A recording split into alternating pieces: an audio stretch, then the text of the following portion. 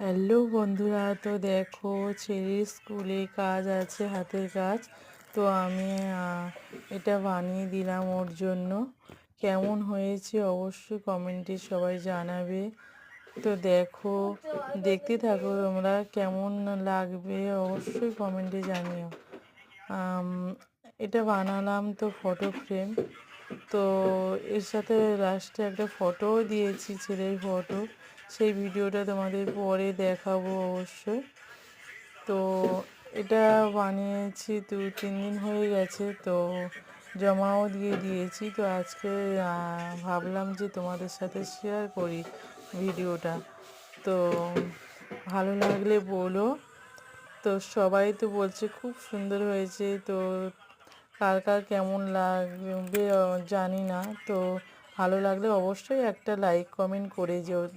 তো চলো, টাটা।